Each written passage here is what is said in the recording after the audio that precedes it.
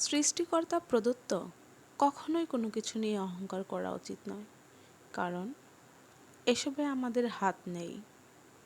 সৃষ্টিকর্তা একটা মানুষকে তেমনভাবেই তৈরি করে যেভাবে সৃষ্টিকর্তা নিজে তাকে দেখতে পছন্দ করে।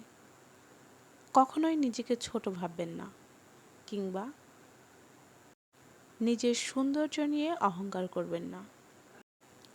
আমরা নিজের হাতে কেউ নিজেদেরকে তৈরি করিনি।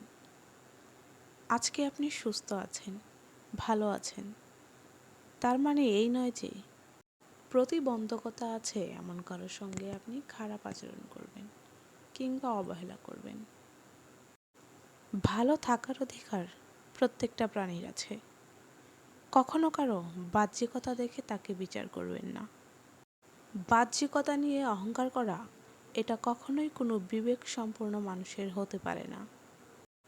কারো অসহায়ত্ব দেখে কখনোই মজা নেবেন না। আজ যাকে আপনি অসহায় দেখছেন, এমনও হতে পারে গতকাল সে আপনার চাইতেও ভালো ছিল। সুতরাং কখনোই অহংকার করবেন না। অহংকার মানুষকে তিলে তিলে ধ্বংস করে দেয়।